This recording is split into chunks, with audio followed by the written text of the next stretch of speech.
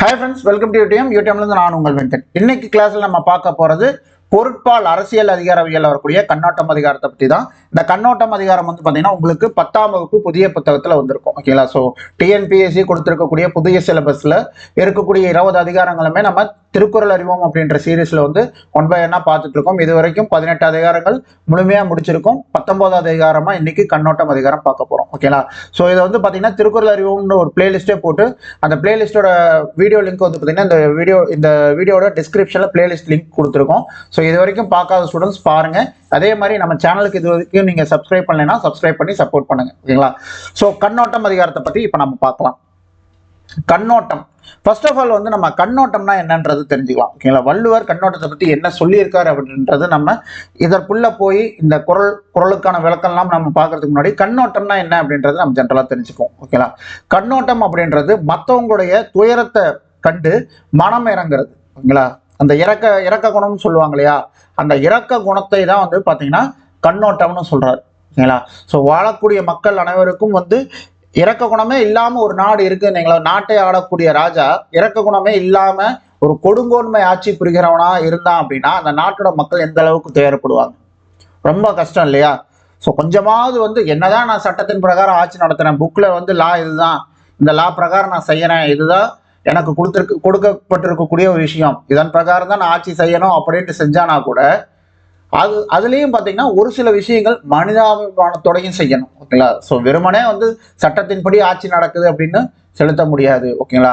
அது அப்படி செலுத்தும் போது அது என்ன ஆகும் அப்படின்னா கொடுங்கோன்மை ஆட்சியா போயிடும். ஓகேங்களா? ஸோ அதை விட முக்கியமான விஷயம் சட்டத்தின்படி கிடையாது, மனசார கூட வந்து அவனுக்கு இறக்க குணமே கிடையாது அப்படின்னா அது கொடுங்கோன்மை ஆட்சியாவே போயிடும். அங்கெல்லாம் மக்கள் வாழவே முடியாது. இது வந்து பாத்தீங்கன்னா ஒரு ஆட்சியாளர்களுக்கு மட்டும் கிடையாது, ஒரு மன்னனுக்கு மட்டும் கிடையாது, வாழக்கூடிய மக்களுக்கும் அதேதான். இரக்க குணம் அப்படின்றது மனிதனாக பிறந்த ஒவ்வொருவனுக்கும் இருக்கக்கூடிய விஷயம். ஓகேனா? இருக்கணும், கண்டிப்பா இருக்கணும். அப்படி இருக்கிறதுனாலதான் இந்த உலகம் இன்னும் இயங்கிட்டு இருக்கு. இல்ல எல்லாருமே வந்து ஒரு என்ன சொல்றது, ஒரு கொடுங்கோன்மை மனப்பான்மையோடவே ஒரு இரக்க குணமே இல்லாம இல்ல நான் 100% பர்ஃபெக்டா தான் இருப்பேன், அன்னியன் மாதிரி இருந்தாங்கன்னு வைங்களேன், 100% பர்ஃபெக்ட், தப்பு பண்ணா தண்டிச்சிடும், தூக்கி போட்டு மீச்சிடும், இல்லை கொன்றுவேன் அப்படின்ற மாதிரி இருந்துச்சு அப்படின்னா இந்த உலகத்துல ஒரு மனிதன் கூட வாழ முடியாது. ஸோ எல்லாருமே தப்பு பண்றவன் தான். அப்ப என்ன இருக்கணும், எதன் மூலம் இந்த உலகம் இன்னும் இயங்கி கொண்டு இருக்கிறது அப்படின்னு பாத்தீங்க அப்படின்னா அந்த இரக்க குணத்தால் தான். இது மன்னவனுக்கும் இருக்க வேண்டும், மக்களுக்கும் இருக்க வேண்டும். ஓகேங்களா? இதைதான் வந்து பாத்தீங்கன்னா வள்ளுவர் நமக்கு சொல்லியிருக்காரு. என்ன? தண்டிக்க வேண்டிய சமயங்களில் சிறிது கருணை காட்டுதலும் இரக்க உணர்வு தயவு செய்தலும் கண்ணோட்டம் எனப்படும் அப்படின்ட்டு வள்ளுவர் சொல்லியிருக்காரு. ஓகேங்களா? அதாவது மனசுல இருக்கிற மனம் நெகிழ்தல் ஒண்ணு இருக்கு இல்லையா, ரொம்ப எமோஷனலா நம்ம ஒண்ணு பார்த்தோம் அப்படின்னா நம்மளே அறியாம நம்ம கண்ணில் தண்ணி வரும். அதுதான் சொல்லுவாங்க, ரொம்ப இதற்கு கூட அழுகல அப்படின்னா எவ்வளவு கல் நெஞ்சக்காரனப்பா அப்படிம்பாங்க. ஏன் அந்த கல் நெஞ்சக்காரன்னு சொல்றாங்க அப்படின்னா அப்ப இந்த விஷயத்துக்குலாம் ஜென்ரலா எல்லா மக்களும் இறக்கப்படுவாங்க, ஆனா அந்த மாதிரி விஷயத்துக்கு கூட இறக்கப்படாதவன் தான் கல் நெஞ்சக்காரன்னு சொல்றாங்க.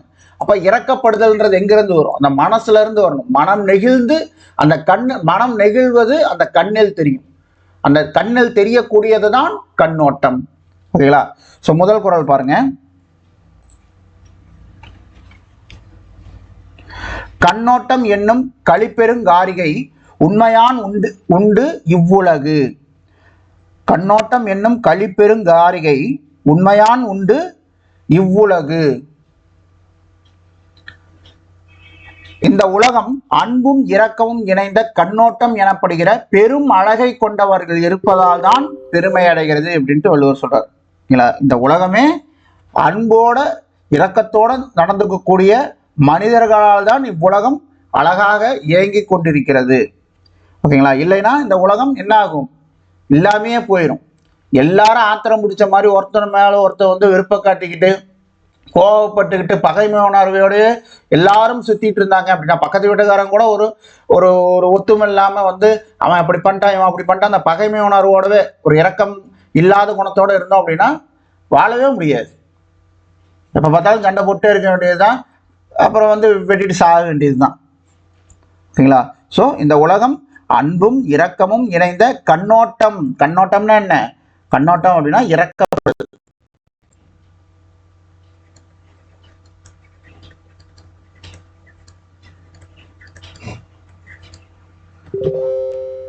எனப்படுகிற பெரும் அழகை கொண்டவர்கள். யாரை பெரும் அழகு கொண்டவர்கள் சொல்றாங்க? இறக்கப்படும் குணத்தை உடையவர்கள் தான் வந்து பாத்தீங்கன்னா அது பெரிய அழகுன்றாங்க. இறக்கப்படுதல், மற்றவர்கள் மேல் இறக்கப்படுதல் அப்படின்றது ரொம்ப பெரிய அழகு. ஓகேங்களா? களிப்பெரும் காரிகை அப்படின்ட்டு சொல்றார். கண்ணோட்டம் அப்படின்னா என்ன? இறக்கப்படுதல். கண்ணோட்டம் அப்படின்னா இரக்கம். இரக்கம் என்னும் களிப்பெருங்காரியை. களிப்பெரும் அப்படின்னா என்ன? களிப்பெரும் அப்படின்னா மிகப்பெரிய. காரிகை அப்படின்னா என்ன? அழகு. காரிகை அப்படின்னா அழகு. உண்மையான். உண்மையான்னா இருத்தலால், இருப்பதால்.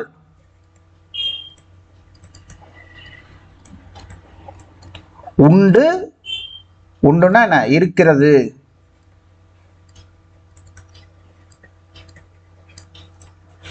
இவ்வுலகு.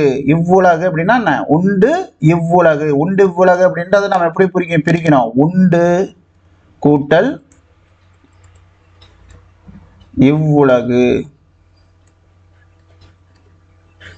ஓகேங்களா? உண்டு இவ்வுலகுனா உண்டு கூட்டல் இவ்வுலகு. உண்டுனா இருக்கிறது, இவ்வுலகுனா இந்த உலகம். இந்த உலகம். இரக்கம் என்னும் மிகப்பெரிய அழகு மனிதர்களிடத்தில் இருத்தலால் தான் வந்து பாத்தீங்கன்னா இந்த உலகம் இன்னும் இருக்கிறது. இல்லை அப்படின்னா என்னைக்கே அழிஞ்சு போயிருக்கும். ஓகேங்களா? ஸோ இதுல வந்து பாத்தீங்கன்னா உங்களுக்கு எந்த ஒரு அணி இலக்கணமும் இந்த குறள்ல பயின்று வரல. ஓகேங்களா? ஸோ இது வந்து பாத்தீங்கன்னா ஒரு அட்வைஸா வந்து வள்ளுவர் நமக்கு சொல்லியிருக்காரு. இருக்கணும், அப்படி இருக்கிறதுனால தான் உலகம் இருக்கு அப்படின்ற அந்த விஷயத்தை நமக்கு தெளிவா சொல்லியிருக்காரு. அடுத்த குறள் பார்ப்போம்.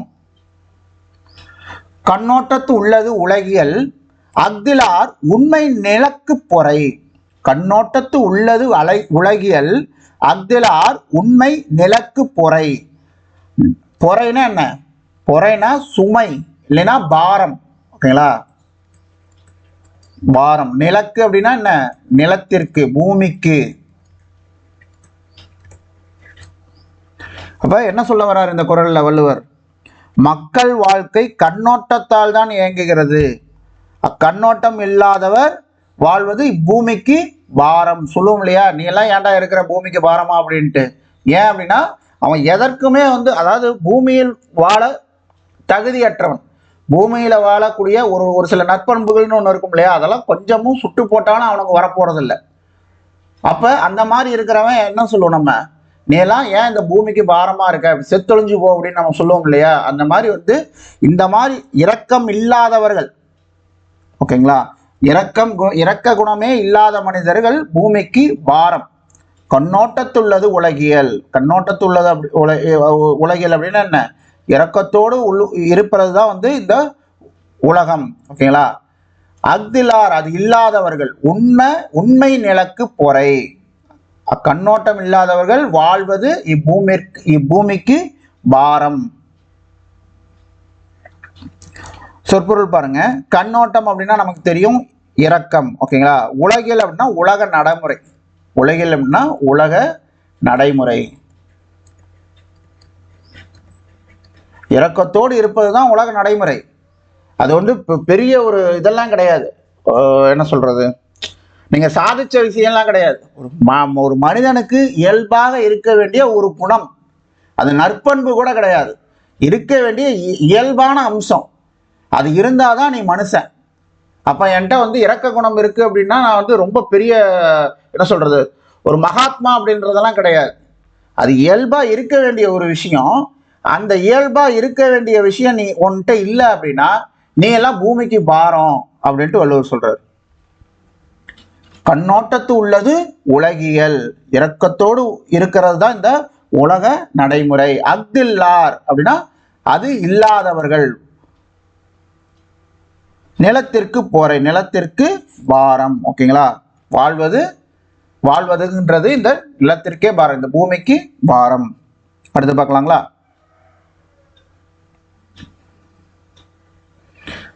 அடுத்த குறள் பாருங்க.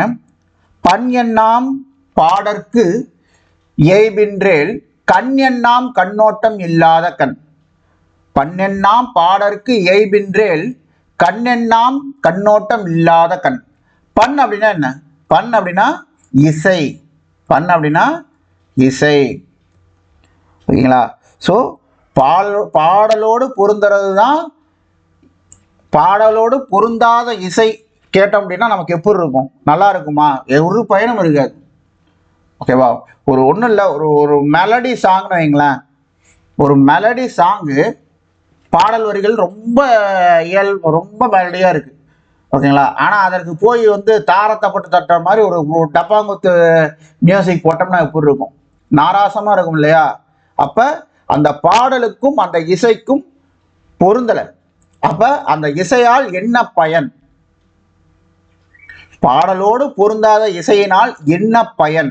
அதுபோல கண்ணெண்ணாம் கண்ணோட்டம் இல்லாத கண். அதாவது உங்களுக்கு இரக்க குணம், உங்கள் கண்களிலிருந்து அந்த இரக்க குணம் வெளிப்படாவிட்டால் உங்களுக்கு கண்ணிருந்து என்ன பயன்னு கேட்கிறார். பாடலோடு பொருந்துதல் இல்லையானால் இசை என்ன பயனுடையதாகும்? பாடலோடு பொருந்துதல் இல்லையானால் இசை என்ன பயனுடையதாகும்? அதுபோல் கண்ணோட்டம் இல்லாவிட்டால், இரக்க குணம் இல்லாவிட்டால், இரக்கம், உங்கள் கண்கள் இரக்கத்தை காட்டாவிட்டால் கண் என்ன பயனுடையதாகும்? உண்ட கண் இருந்தா என்ன பயன்? இரக்க குணமே காட்டாத கண் ஒரு கண்ணா? அதனால ஒரு பயனும் கிடையாது. அதுபோல் எதற்கு அதை கம்பேரிசன் ஆக்குறாரு?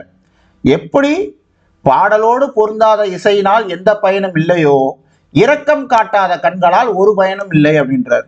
அப்ப இங்க பாருங்க, அதுபோல் அப்படின்ற ஓமொரு வந்து பாத்தீங்கன்னா இங்க வெளிப்படையா வராம விளக்கத்துல நமக்கு வந்திருக்கு. அப்ப இது என்ன அணி?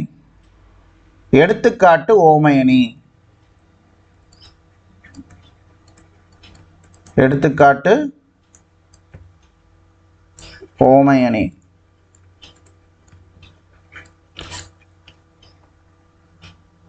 சொற்பொருள் பார்த்துருவோங்களா? பண் அப்படின்னா என்ன? இசை. எண்ணாம், என்னம்னா சொல்லும். இசைன்னு சொல்ல மாட்டாங்களாம். எதை? இசை என்று சொல்ல மாட்டோம், அதாவது சொல்லும். பாடற்கு அப்படின்னா பாட்டிற்கு. ஓகேங்களா? பாடுதல் தொழிலிற்கு. பாடுதல் தொழிலோடு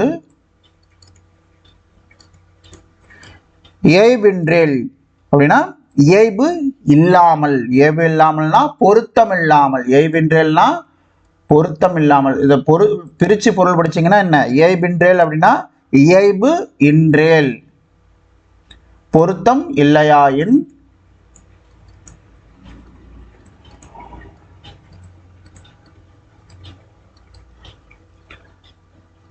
அதுபோலதான் கண் எண்ணாம். கண் எண்ணாம் அப்படின்னா விழி என்ன ஆகும்? விழியால் என்ன பயன் அப்படின்ற மாதிரி.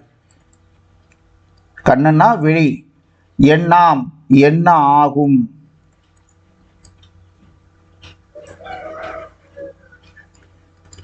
கண்ணோட்டம் இரக்கம். இல்லாத கண். இல்லாத கண்ணா இல்லாத கண். ஓகேங்களா? ஸோ பாடலோடு பொருந்ததில்லை இல்லையானால் இசைக்கு என்ன பயன்? அதுபோல இரக்கம் காட்டவில்லை என்றால் அந்த கண்ணிற்கு என்ன பயன்? இது என்ன அணி? எடுத்துக்காட்டு ஓமை அணி. அடுத்த குறள் பார்க்கலாமா? உளவோல் முகத்தியவன் செய்யும் அளவினால் கண்ணோட்டம் இல்லாத கண். உளவோல் முகத்தியவன் செய்யும் அளவினால் கண்ணோட்டம் இல்லாத கண். அதாவது அகத்தில் அன்பையும் இரக்கத்தையும் சுரக்கச் செய்யாத கண்கள் முகத்தில் உள்ளவை போல் தோன்றுவதை தவிர வேறெந்த பயனும் இல்லாதவைகளாகும். உள்ளத்துல இருக்கக்கூடிய, நான் சொன்னேன் இல்லையா, மனம் நெகிழ்ந்து அப்படின்னா உள்ளம் நெகிழ்ந்து அப்படின்னா, உள்ளம் நெகிழ்வது நம்மளுடைய கண்களில் தெரிந்துவிடும். நம்ம என்னதான் அணை ஓட்டு அடைச்சாலும் அது ஒன்னா கண்ணீர் வழியா வந்துடும், இல்லைன்னா அந்த இரக்க குணம் நம் கண்களில் தெரியும். எப்படி நான் வந்து அந்த பகைமையும் வெறுப்புணர்வும் கோபமும் நம்மளுடைய கண்ணில் தெரியுது. அகத்தின் அழகு முகத்தில் தெரியும்பாங்க. முகத்துல தெரியறது இல்லை. அகத்தோட அழகு எங்க தெரியும்? உண்மையா அகத்தோட அழகு அவனுடைய கண்களில் தான் தெரியும். ஓகேங்களா? நம்மளுடைய உள்ள இருக்கிற குணாதிசயம் எங்க வெளிப்படும்? நம்மளுடைய கண்களின் வழியாக தான் மற்றவர்களுக்கு வெளிப்படும். அது உண்மைதானே. இப்ப நம்மளே வந்து பார்த்தோம், நம்ம மனசுல ஒரு கோபமா கோப உணர்வு இருக்கு. இந்த கோப உணர்வு நமக்கு எங்க வெளிப்படும்? நம்மளுடைய கண்கள்ல தான் வெளிப்படும். பல்ல நரநரன்னு கடிக்காம இருந்தா கூட நம்ம கண்கள்ல அந்த கோப உணர்வு பார்க்கறவங்களுக்கு தெரிஞ்சிடும். அது போலதான் நம்மளுடைய உள்ளம் நெகிழ்ந்து இருப்பதை நம் கண்களால் மற்றவர்கள் அறிய முடியும். அப்ப அந்த கண் அப்படின்றது என்ன? ஒரு ஒரு கன்வேயிங் டூல் மாதிரி தான். நம்ம மனசை படம் பிடிச்சு காட்டக்கூடிய இடம் தான் அந்த கண். ஒரு உறுப்பு தான் அந்த கண். அகத்தின் அழகு முகத்தில் தெரியும் என்பது போல நம்மளுடைய அகத்தில் இருக்கக்கூடிய இரக்க குணம் நம் கண்களின் வழியாக தெரியும். அப்ப அகத்தில் அன்பையும் இரக்கத்தையும் சுரக்கச் செய்யாத கண்கள், உள்ளத்துல ஒரு அன்பே இல்லை, இரக்கமே கிடையாது அப்படின்னா கண்கள்லையும் தெரியாது. சட்டையில இருக்கிறதா அகப்பையில வரும். அந்த மாதிரி உள்ளேயே ஒண்ணு இல்லை, உள்ளேயே வந்து பாத்தீங்கன்னா அன்பும் இரக்கமும் எல்லாம் கிடையாது அப்படின்னா அந்த கண்கள் அதை சுரக்காது. ஓகேவா? அப்படிப்பட்ட கண்கள், அந்த இரக்கத்தை சுரக்காத கண்கள் முகத்தில் இருக்கும். முகத்துல கண் இருக்கும், கண்ணு காது மூக்கு எல்லாமே இருக்கும். ஆனா இருக்குது அப்படின்றத தவிர அந்த கண்ணுக்கு வேற எந்த பயனுமே கிடையாது. ஒரு படத்துல வந்து இவர் செந்தில் சொல்லுவார், ஏதோ சேர்த்துக்கிட்டு கவுண்டமணியை பார்த்து சொல்லுவார். ஏதோ வந்து இன்டர்வியூஸ் வந்து எடுத்துட்டு இருப்பாங்க, மகாபிரபுன்ற படம். அதில் வந்து இன்டர்வியூ எடுத்துட்டு இருப்பாங்க. செந்தில் வந்து சொல்லுவார், கவுண்டமணி இது யார் அப்படின்னு கேட்கும்போது அசிஸ்டன்ட், ஏதோ சேர்த்துக்கிட்டுன்னு வச்சுட்டு இருக்கேன், சிம்பிளி வேஸ்ட் அப்படிம்பார். அந்த மாதிரி இருக்குது, நம்ம மூஞ்சில தான் இருக்குது, ஆனால் ஒரு பயனும் கிடையாது, சிம்பிளி வேஸ்ட். ஓகேங்களா? இரக்கம் காட்டாத கண்கள் சிம்பிளி வேஸ்ட். சொற்பொருள் பாருங்க. உல போல் அப்படின்னா என்ன? இருப்பதை போல். உல போல் அப்படின்னா இருப்பதை போல்.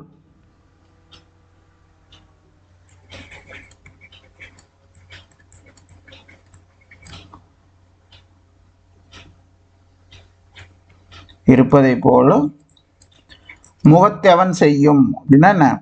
முகத்தின் கண், முகத்தில் இருக்கக்கூடிய கண்.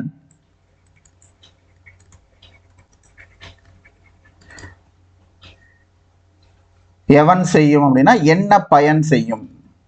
முகத்தின் கண் என்ன பயன் செய்யும்.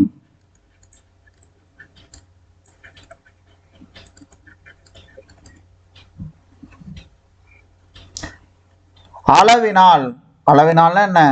வரையறையோடு கூடிய.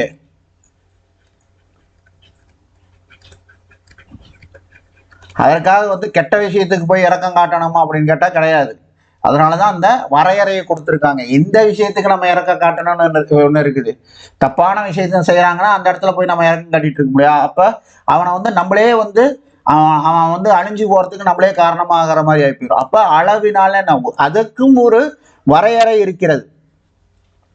ஓகேங்களா? வரையறையோடு கூடிய கண்ணோட்டம். கண்ணோட்டம்னா இரக்கம் இல்லாத விழிகள். ஓகேங்களா?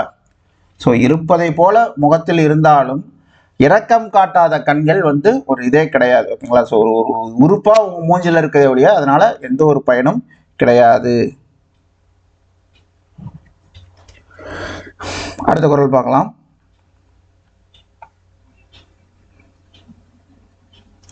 கண்ணிற்கு அணிகலம் கண்ணோட்டம், கண்ணிற்கு அணிகலம் கண்ணோட்டம் அஃதின்றேல் புண்ணென்று உணரப்படும். கண்ணிற்கு அணிகலம் கண்ணோட்டம் அஃதின்றேல் புண்ணென்று உணரப்படும். ரொம்ப அழகா எளிமையா புரியுது பாருங்க. கண்ணிற்கு அணிகலம் எது? கண்ணிற்கு அணிகளாக நாம் அணிய வேண்டியது என்ன? கண்ணிற்கு நம்ம நகை போட்டுக்க முடியாது. அப்ப நகையா எதை மீன் பண்றாரு வள்ளுவர்? கண்ணிற்குரிய போடக்கூடிய இந்த ஐலாஷ், அந்த மஸ்காரா அதெல்லாம் கிடையாது. ஓகேவா? கண்ணிற்கு இருக்க வேண்டிய நகை அப்படின்னு சொல்லக்கூடிய அணி இது கண்ணோட்டம். ஓகேவா? கண்ணிற்கு அழகு சேர்ப்பது இறக்கப்படுதல். அது இல்லை அப்படின்னா அது கண்ணே கிடையாது, புண்ணு அப்படின்றார். வடு, கண்ணில் இருக்கக்கூடிய 2 வடுக்களாக தான் அந்த கண்ணை அவரை கன்சிடர் பண்றார். அப்போ உன் கண் வந்து பார்த்தீங்கன்னா இரக்கம் காட்டவில்லை. இரக்கம் காட்டாத கண்கள் கண்கள் அல்ல, புண்கள், வடுக்கள் அப்படின்றார். உன் மூஞ்சில 2 கண் இல்லை, அது 2 வடு அப்படின்றார். அப்ப நம்ம குருடன் கூட மீன் பண்ணலாம். ஓகேங்களா? அந்த கண் இருந்தா என்ன, இல்லாட்டி என்ன? அப்ப அந்த கண்களை புண்ணென்று உரைக்கிறார் வள்ளுவர். ஓகேங்களா? ஒருவன் கண்ணிற்கு அணியும் நகை கண்ணோட்டமே. அந்த நகை மட்டும் இல்லை என்றால் அது புண் என்று அறியப்படும். சொற்பொருள் பாருங்க. கண்ணிற்கு, கண்ணிற்கு அப்படின்னா கண்ணுக்கு. ஓகேங்களா? அணிகலம், அணியப்படும் நகை. அணிகலம்னா அணியப்படும் நகை. எது? இரக்கம் காட்டுதல், இரக்கம். அஃதின்றேல், அது இல்லை அப்படின்னா புண்ணென்று, புண்ணா என்ன, வடு அப்படின்னா அறியப்படும், உணரப்படும்னா அறியப்படும். அடுத்த குறள் பார்க்கலாங்களா?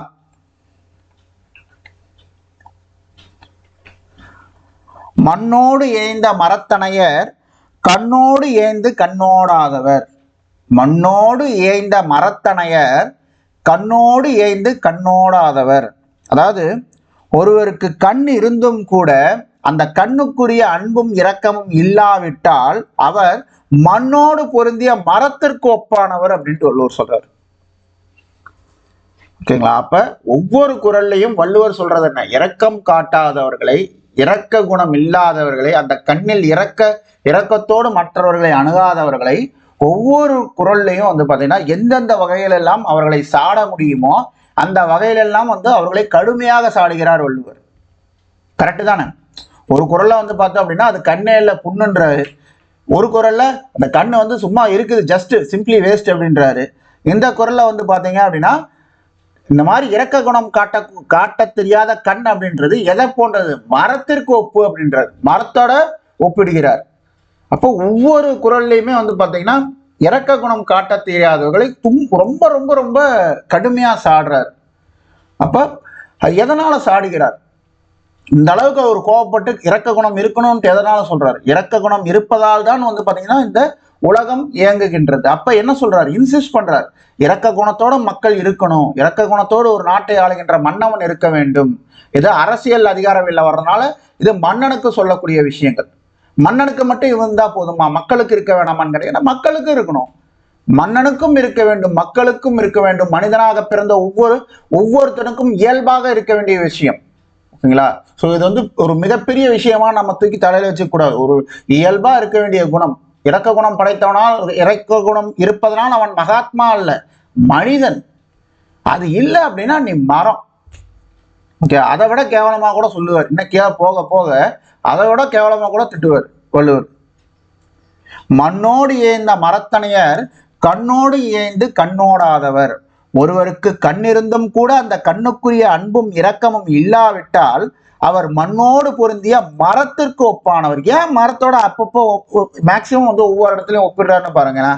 மரத்துக்கு வந்து பாத்தீங்கன்னா ஒரு அறிவு தான், மரத்திற்கு ஒரு அறிவு தான். அப்ப அதை விட கீழே வந்து எதுவும் சொல்றதுக்கு ஒண்ணும் இல்லை. ஓகேங்களா? ஒரு மனிதனை, ஆறறிவு மனிதனை ஓரறிவு உடைய ஒரு இதோட வந்து ஒப்பிடுகிறார் அப்படின்னா அதற்கு கீழே ஒண்ணு ஒப்பிடுறதுக்கு அவருக்கு தெரியல. அந்த அளவுக்கு அவருக்கு தான், அந்த அளவுக்கு தான் அவர் பண்போட இருக்கார், அந்த அளவுக்கு அவர் பண்போட இருக்கிறார். இதே நம்மளா இருந்தா இன்னும் கீழ்த்தரமா திட்டுவோம். ஓகேங்களா? அவரு அந்த நல்ல பண்பு இருக்கிற மனிதனாலதான் வந்து பாத்தீங்கன்னா அந்த ஓரறிவு உடைய விஷயங்களோட வந்து ஒப்பிட்டு இருக்காரு.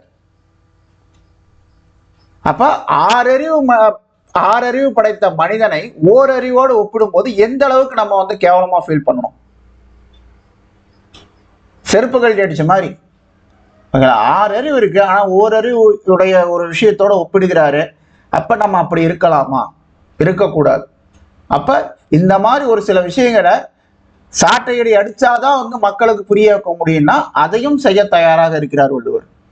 அத இந்த திருக்குறள் அப்படின்ற நூலின் மூலமாகவும் 1330 குறட்களின் மூலமாக நமக்கு சொல்லியிருக்காரு. அதனாலதான் வந்து பாத்தீங்கன்னா காலம் கடந்து இத்தனை வருடங்களுக்கு பிறகும் உலகத்திற்கே பொதுமறையாக அது இருக்கிறது. வெறுமனே தமிழர்களுக்கு பொதுமறை, இந்தியர்களுக்கு பொதுமறைன்னு கிடையாது, உலகத்திற்கே பொதுமறை. அப்போ உலக மக்கள் அனைவருக்கும் இருக்கக்கூடிய பிரச்சனை தான்.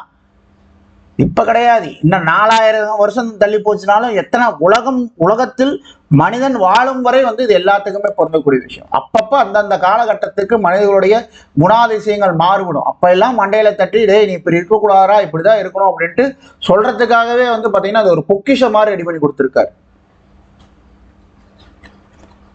சோ மண்ணோடு ஏய்ந்த மரத்தனையர் கண்ணோடு ஏய்ந்து கண்ணோடாதவர்.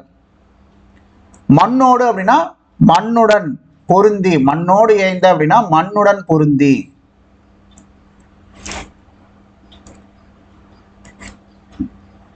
மண்ணுடன் பொருந்தி. மரத்தனையர் அப்படின்னா என்ன? மரம் போன்றவர். மரத்தனையர்னா மரம் போன்றவர். கண்ணோடு ஏய்ந்து கண்ணோடாதவர். கண்ணோடு ஏய்ந்து கண்ணோடாதவர். கண்களோடு பொருந்தி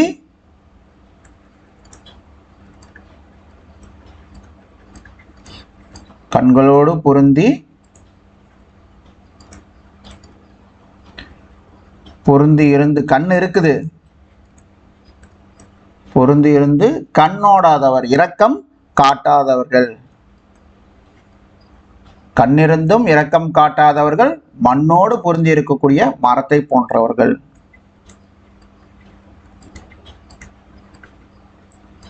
ஓகேங்களா? சோ இதுல பாத்தீங்க அப்படின்னா பாருங்க, ஒப்பானவர் அப்படின்ட்டு ஒப்பிட்டு சொல்லியிருக்காரு. அப்ப ஒப்பன்ற ஓம உறுப்பு இங்க வெளிப்படையா வராம விளக்கத்துல நமக்கு வெளியே வந்திருக்கு. அப்ப இது என்ன அணி? எடுத்துக்காட்டு ஓமை அணி.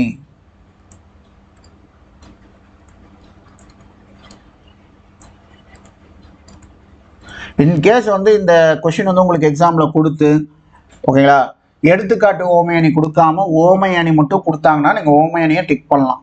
ஓகேங்களா? இது ரெண்டும் கொடுக்கும்போது நீங்க எடுத்துக்காட்டு ஓமை அணியை டிக் பண்ணலாம். அடுத்த குறள் பாருங்க. கண்ணோட்டம் இல்லவர் கண்ணிலர் கண்ணுடையார் கண்ணோட்டம் இன்மையும் இல்.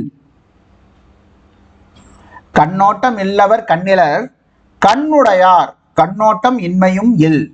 அதாவது கருணை மனம் கொண்டவர்களுக்கு இருப்பதே கண்கள். ஓகேங்களா? கருணை மனம் கொண்டவர்களுக்கு இருப்பதே கண்கள். கருணையற்றோர் கண்ணற்றோர் என்றே கருதப்படுவார்கள். கருணை இல்லாதவன் அப்படின்றது என்ன? குருடன் அப்படின்ட்டு நான் முன்னாடியே சொன்னதுதான். அதை சொல்றாரு இல்லையா, புண் அப்படின்ட்டு, கண்ணல்ல புண் அப்படின்ட்டு. அந்த மாதிரி புண்ணு இருந்துச்சுன்னா அது பாடு கண்ணு தெரியாதது. அப்ப கண்ணு தெரியாதவன்னு என்ன சொல்றது? குருடன்னு சொல்லுவோம் இல்லையா? கருணையற்றோர்களை கண்ணற்றோர் என்றே வள்ளுவர் கூறுகிறார். கருணையற்றோர்களை கண்ணற்றவர்கள் என்றே வள்ளுவர் குறிப்பிடுகிறார். ஓகேங்களா? ஸோ கருணை மனம் கொண்டவருக்கு இருப்பதே கண்கள். அப்படி இல்லை அப்படின்னா அவர்கள் குருடர்கள். கண்ணோட்டம் இல்லவர் கண்ணிலர் அப்படின்னா இரக்கம் இல்லாதவர்கள், இரக்கம் இல்லாதவர்களுக்கு கண்ணே இல்லை.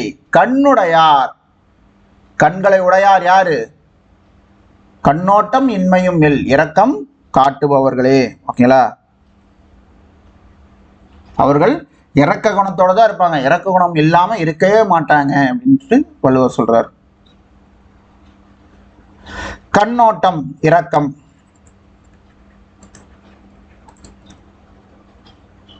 இல்லவர் அப்படின்னா இல்லாதவர். இல்லாதவர் யார்? கண் இல்லாதவர்கள், விழி இல்லாதவர்கள், கண் இல்லாதவர்கள். கண்ணுடையார், கண் உடையவர்கள். இரக்கம். இன்மையுள் அப்படின்னா என்ன? இல்லாதிருத்தலும் இல்லை. இன்மையுள் இல்லை அப்படின்னா இல்லாதிருத்தலும் இல்லை.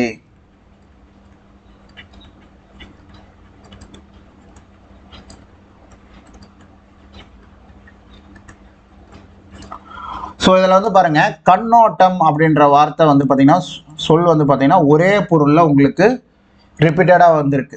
அப்போ இது என்ன அணி? சொற்பொருள் பின்வரு நிலையணி. சொற்பொருள் பின்வரு நிலையணி.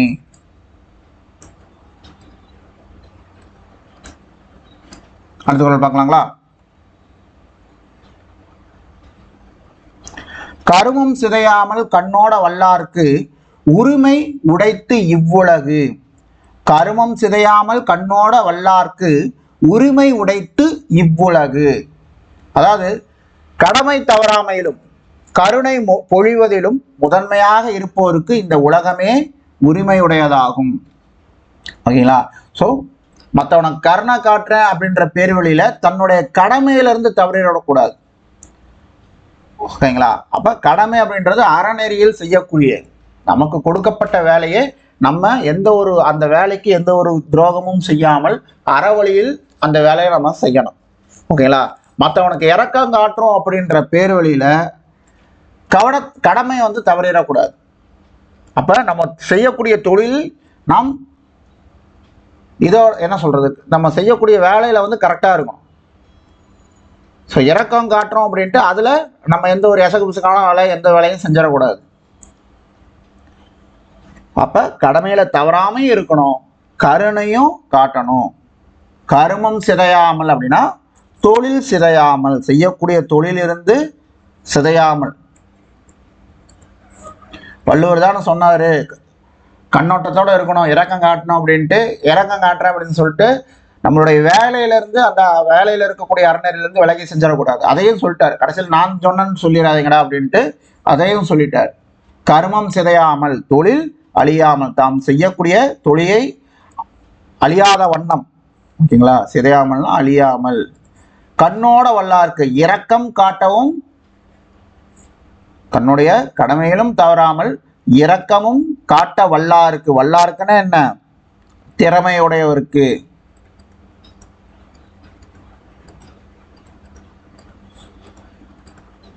திறமையுடையவருக்கு உரிமை உடைத்து இவ்வுலகு.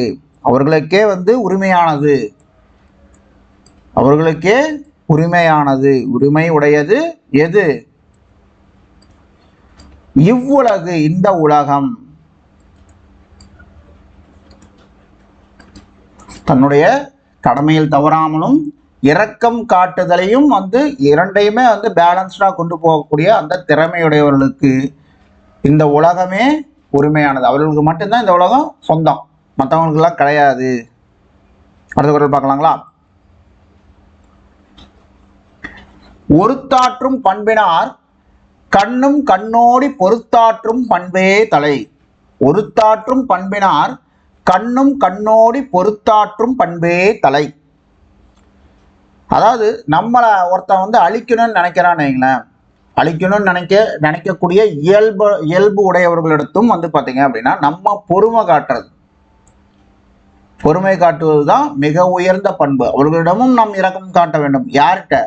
நம்மளையே நம்மளை அழிக்கணும்னு நினைக்கிறான் ஒருத்தன், ஆனா அவன் மேலேயும் நம்ம இறக்கப்படணும்னு வள்ளுவர் சொல்றாரு. அப்படி நீங்க இறக்கப்பட்டீங்கன்னா தான் அது அந்த அப்படி நீங்க இறக்கப்படுறது அப்படின்றது மிக உயர்ந்த பண்புன்ட்டு வள்ளுவர் சொல்றாரு. இந்த மாதிரி ஜென்ரலா இருப்பாங்கன்னு கேட்டீங்கன்னா ரொம்ப கஷ்டம். நம்மள ஒருத்தன் அழிக்கிறான்னு நினைச்சா அப்படி அழிக்கிறதுக்கு துடிக்கிறான், அது நமக்கு கண்கூடா தெரியுது அப்படின்னா அவன் மேல நம்ம இறக்கப்படுவோமா? ஜென்ரலா பட மாட்டான். நம்மளே அழிக்கணும்னு நினைக்கிறான், அவன் மேல யாரும் இறக்கப்படுவா?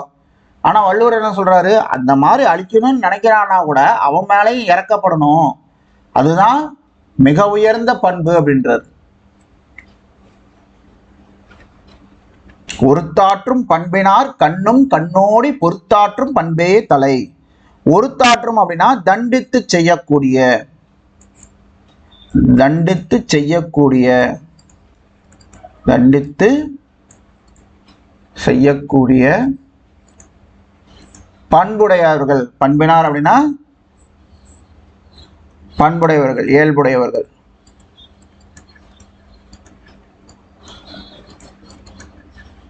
கண்ணும் அப்படின்னா அவர்களிடத்தும், ஓகேங்களா, அவர்களிடத்தும் இரக்கம் காட்டி. கண்ணோடி அப்படின்னா இரக்கம் காட்டி.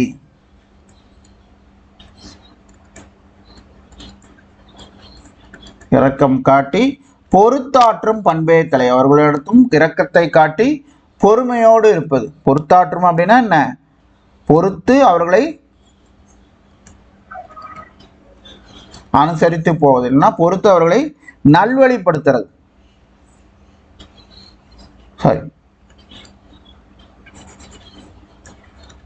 பொறுத்து நல்வழிப்படுத்தும்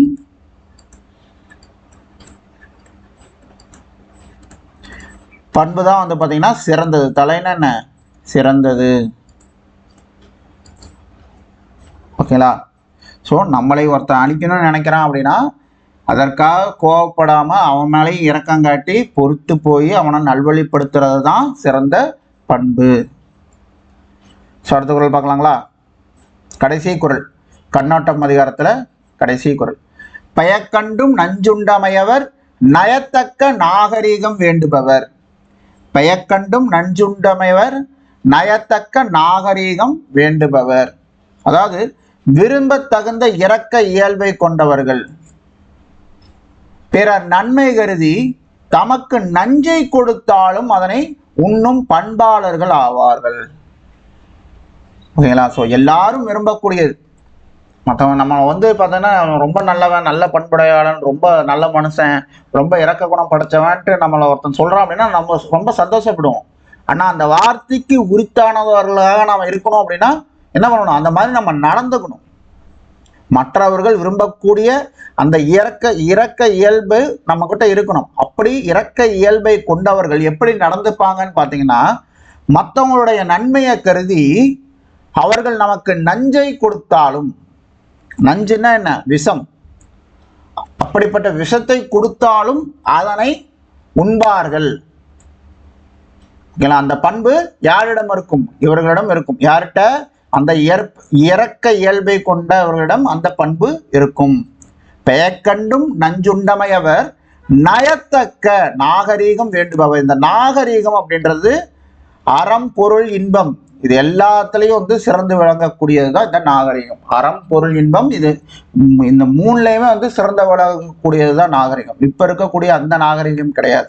நம்ம சொல்லணும்ல, வெல் மேனர்ஸ் தான் இருக்கணும் நாகரிகமாக. மற்றவங்க பார்த்து நம்மளை பார்த்தோம்னா தப்பாக நினச்சிடக்கூடாது, எந்த வகையிலையும் வந்து நம்ம அவங்களுக்கு தப்பாக தெரிஞ்சிடக்கூடாது அப்படின்றது அந்த மேல் தோற்றத்தில் மட்டும் இருக்கக்கூடாது, உள்ளே இருக்கக்கூடிய அந்த குணாதிசயத்திலே இருக்கணும். ஓகே, உள்ள ஃபுல்லும் அழுக்கு, ஆனால் மேலே மட்டும் பார்க்கறதுக்கு ரொம்ப நல்ல மாதிரி வேஷம் போகிறதுல பிரயோஜனம் கிடையாது. அப்போ அதை தான் நாகரிகம்னு சொல்கிறார்.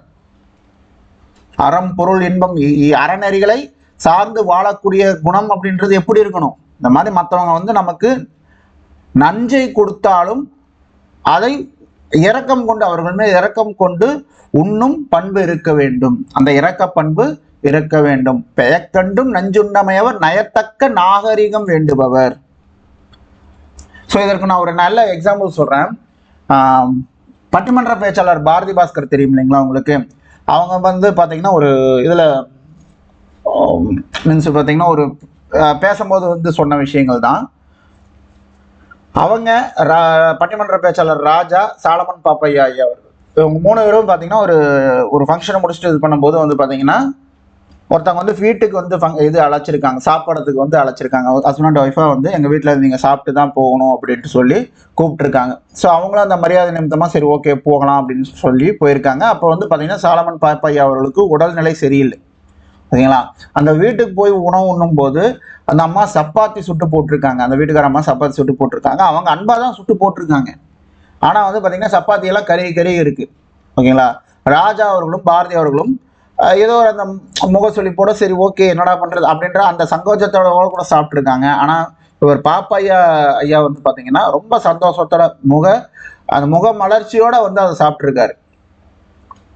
ஓகேங்களா? வெளியே வந்ததும் அவன் சாப்பிட்டு முடிச்சுட்டு கிளம்புறேன்னு சொல்லிட்டு வெளியே வந்ததுக்கப்புறம் பாரதி பாஸ்கர் அவர் வந்து கேட்டிருக்காங்க ஐயாட்ட, பாப்பையாட்ட, இந்த மாதிரி வந்து சப்பாத்தி இந்த மாதிரி கறி இருந்தது, நீங்கள் ஏன் எதுவுமே சொல்லலை, உங்களுக்கு உடல்நிலை வேற சரியில்லை, இதையும் சாப்பிட்டீங்க அப்படின்னா உங்கள் உடல்நிலை இன்னும் மோசமாயிடும், பரவாயில்ல இருக்கட்டும்.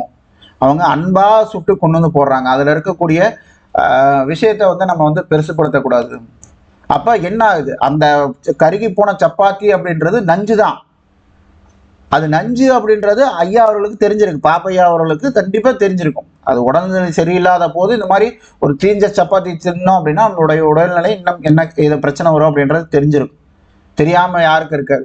அப்படி தெரிஞ்சும் ஏன் வந்து உண்ணுகிறார்கள் அப்படின்னா அவர்கள் தான் வந்து பார்த்தீங்கன்னா அந்த உயர்ந்த பண்பாளர்கள். அந்த உயர்ந்த பண்பு அந்த மற்றவர்கள் மேல் இரக்கம் காட்டுவது. இப்போ வந்து அந்த இடத்துல அவர் வந்து இதை சொல்லியிருந்தாருன்னா என்ன இருக்கும்? என்னமா தீந்த சப்பாத்தியை கொண்டு வந்து போடுறீங்க அப்படின்ட்டு சொல்லியிருந்தாருன்னா அந்த வீட்டு அம்மாவோட கணவருக்கு வந்து கோபம் வந்திருக்கும். ஸோ அவங்க 2 பேத்துக்குள்ள ஒரு பிரச்சனை, சண்டை அந்த மாதிரி போகும். ஸோ இவர் வந்து என்ன பண்ணியிருக்காரு? அதை அனுசரித்து அந்த இரக்க குணத்தோடு அது அவரை ஏத்துக்கிட்டதுனால அங்க வந்து அவருடைய அந்த உயர்ந்த பண்பு வெளிப்படுது. அப்ப கிட்டத்தட்ட வந்து பாத்தீங்கன்னா பெயக்கண்டும் நஞ்சுண்டமையவர் நயத்தக்க நாகரிகம் வேண்டுபவர் அப்படின்றதுக்கு இது ஒரு நல்ல ஒரு லிவிங் எக்ஸாம்பிளா கூட நம்ம சொல்லலாம். அந்த பண்பு எல்லாரிடத்திலையும் வருமா அப்படின்னு கேட்டீங்கன்னா இருக்காது. அப்படி அந்த பண்பை வளர்த்து கொள்ள வேண்டும், அந்த பண்பு இருக்கணும் அப்படின்ட்டு வள்ளுவர் சொல்றார். ஓகேங்களா? ஸோ இதோட வந்து பாத்தீங்க அப்படின்னா கண்ணோட்டம் அதிகாரம் எல்லா குறளுக்கும் நம்ம அந்த 10 குறளுக்கும் விளக்கம், சொற்பொருள் விளக்கம், அணி இலக்கணம் எல்லாமே பார்த்துட்டோம். ஸோ புக்கில் வந்து பார்த்தீங்கன்னா உங்களுக்கு என்ன இருக்கும் அப்படின்னு பார்த்தீங்கன்னா ஒரு 3 குறளும் அதற்கான பொருள் மட்டும்தான் இருக்கும். ஸோ இந்த பண்ணெண்ணாம் பாடற்கே வென்றேல் கண்ணெண்ணாம் கண்ணோட்டம் இல்லாத கண் எடுத்துக்காட்டுவோமேனி இதை நம்ம மேலே சொல்லியிருப்போம். அதாவது பாடலோடு பொருந்தாத இசையால் என்ன பயன், அது போலவே இரக்கம் இல்லாவிட்டால் கண்களால் என்ன பயன். மற்றபடி வந்து பார்த்தீங்கன்னா உங்களுக்கு புக் பேக் கொஸ்டின்ஸ் எதுவும் கிடையாது இந்த அதிகாரத்தை பொறுத்த வரைக்கும். தொகை விருப்பங்களை பொறுத்த வரைக்கும் நம்ம சொல்கிறது தான். இந்த விஷயங்கள் உங்களுக்கு வீடியோட டிஸ்கிரிப்ஷனில் கொடுத்துருக்கேன். ஸோ பார்க்காதவங்க பாருங்கள். இது வந்து பார்த்தீங்கன்னா இந்த யாப் இலக்கணம் கிளாஸோட லிங்க், அதை கிளிக் பண்ணிங்கன்னா உங்களுக்கு வீடியோ ஓப்பன் ஆகும். ஸோ பார்த்தீங்க அப்படின்னா உங்களுக்கு தொகை விருப்பம் எப்படி நம்ம எந்தெந்த சீரியல் வந்து எந்தெந்த எழுத்து பொருந்தி வந்துச்சு அப்படின்னா அது என்ன இலக்கணத்தின் அடிப்படையில் அது என்ன மாதிரி மோனை எதுகை இயைபு அப்படின்றத நீங்கள் தெரிஞ்சுக்கலாம். ஓகேங்களா? ஸோ இதோட இந்த கிளாஸ் முடியுது. உங்களுக்கு இந்த கிளாஸ் பிடிச்சிருக்கு நான் நம்புறேன். இந்த வீடியோ உங்களுக்கு பிடிச்சிருந்துச்சு அப்படின்னா லைக் பண்ணுங்கள், உங்கள் ஃப்ரெண்ட்ஸுக்கும் ஷேர் பண்ணுங்கள். நம்ம சேனலுக்கு இது வரைக்கும் சப்ஸ்கிரைப் பண்ணலன்னா சப்ஸ்கிரைப் பண்ணி சப்போர்ட் பண்ணுங்கள். மீண்டும் அடுத்த அதிகாரத்தில் சந்திக்கிறேன். நன்றி, வணக்கம்.